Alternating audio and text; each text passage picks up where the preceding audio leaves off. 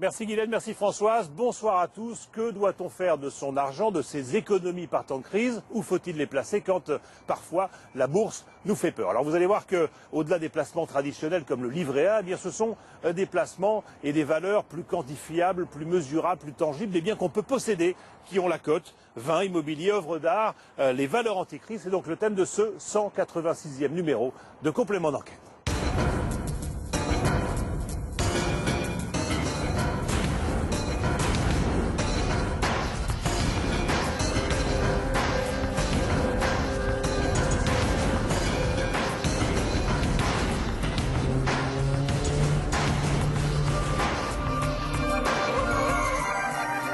Le placement numéro 1 des Français, c'est bien sûr encore et toujours l'immobilier. 58% des Français sont propriétaires et les autres rêvent de le devenir. Mais vous allez voir que certains font un choix un peu différent. C'est le cas par exemple d'Élise. Elle n'achète pas pour elle. Elle est bien sûr propriétaire, mais pas pour habiter. Elle est propriétaire pour louer. Et à 35 ans, elle est maintenant rentière. Nous irons aussi sur le marché de l'art. Là aussi, c'est un marché qui s'envole, même si le ticket d'entrée, comme on dit, est un peu élevé. Il est aux alentours de 100 000 euros. Et puis nous irons sur le marché du vin, et nous commencerons d'ailleurs par là. Le marché du vin, là aussi, c'est plus qu'une tendance. De plus en plus de gens achètent des bouteilles, des grands crus, qu'ils ne verront pas, qu'ils boiront encore moins. Ils misent simplement la cote et la revente. Alors pour parler de tous ces sujets, eh bien nous serons notamment ici, dans les locaux d'Arcurial. Arcurial, c'est l'une des grandes maisons de vente en France, après Sotheby's et Christie's. Et nous recevrons, ou plutôt son patron nous recevra, c'est Laurent Dassault. Et puis nous recevrons Alain Dinin, c'est le PDG de Nexity pour parler immobilier. Et Marc Fiorentino, lui c'est le PDG de Roland Finance. Il nous dira où placer notre argent. Mais commençons donc par le vin et par l'enquête. Thomas Auro, Mathieu Régnier et Olivier Broutin se sont penchés sur ces placements assez liquides et assez nouveaux. Invino Veritas, Dilatage, là c'est plutôt Invino Fortuna.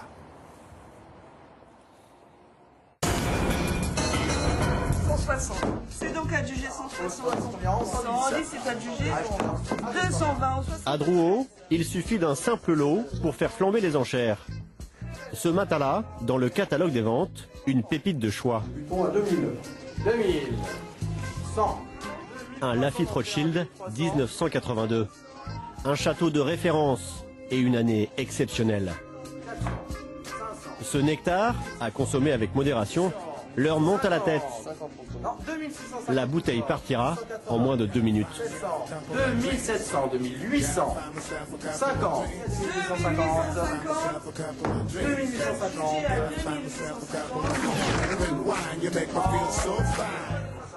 Avec les taxes, la bouteille sera vendue à plus de 3000 euros. Rien d'étonnant pour cette clientèle d'habitués. À ce prix-là, c'est encore une affaire. Et il reste d'autres coups à jouer. Michel, cadre à la retraite, n'a pas dit son dernier mot. Voilà, vous avez toute une série de moutons Rothschild, du 82, bon, si ça part pas trop cher, ça peut être à 700 euros une affaire, mais il faut pas que ça monte au-delà. Lui vient ici pour garnir sa cave, mais aussi celle d'autres amateurs. Éventuellement, ce serait, soit je revends les amis, soit je revends, quelquefois ça m'arrive de revendre sur eBay. Et puis, bon, maintenant je commence à avoir une petite liste de gens que je connais, et je leur téléphone et je leur dis voilà, j'ai ça, j'ai trouvé telle vente, ça vous intéresse, oui ou non. Si ça les intéresse pas, je garde. Mais Michel et beaucoup d'autres sortiront d'ici sans mettre la main sur les moutons Rothschild tant convoités. Et nous débutons à 2000. Car depuis 3 ans, ils ne sont plus les seuls ici. Des spéculateurs investissent les salles de vente. Et ce jour-là, l'un d'entre eux rafle les meilleurs crus. Cette femme, qui refuse d'être interviewée, nous a confirmé acheter des vins pour des investisseurs. À la fin de la vente, elle signe le plus gros chèque. Plus de 26 000 euros.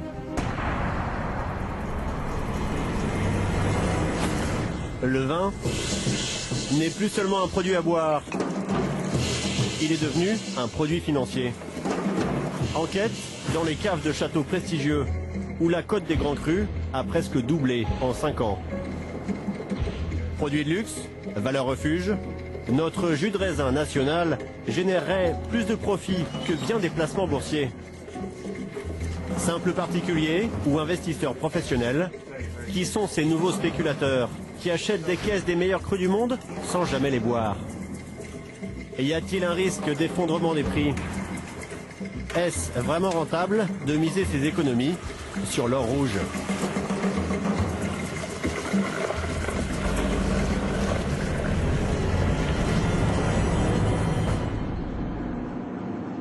À 60 km au nord de Bordeaux, en plein cœur du Médoc, voici les vignes les plus rentables de la région. Elles donnent les meilleurs vins. Margaux, Pauillac et Saint-Estèphe, l'appellation du Cos d'Estournel.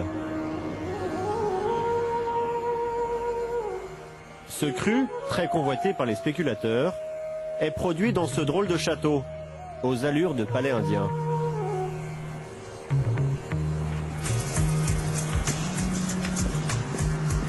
Les éléphants, là, c'est pourquoi?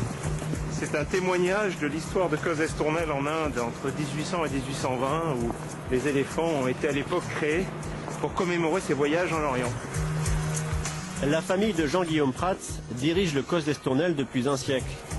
Et sa production rayonne bien au-delà de nos frontières. Cet après-midi, il attend des clients étrangers. Alors aujourd'hui, ce sont des investisseurs chinois qui viennent de Pékin, qui sont envoyés par un de nos négociants de la place de Bordeaux, mais surtout la semaine prochaine et la semaine suivante, on reçoit plus de 2000 personnes dans l'espace de 6 ou 7 jours. Ce sont tous nos distributeurs étrangers qui vont venir pour juger de la qualité des vins. Sa clientèle a de gros moyens. Pour l'éblouir, il a mis le paquet dans la rénovation de son château. Qui est l'un des cuviers les plus modernes qui puisse exister aujourd'hui à Bordeaux et peut-être d'ailleurs dans le monde. Un cuvier entièrement redessiné par un architecte à la mode. Mais l'endroit dont il est le plus fier est au sous-sol. La salle des trésors, où repose la dernière cuvée.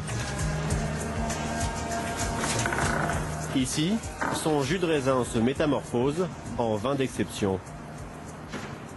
Une barrique produit 300 bouteilles.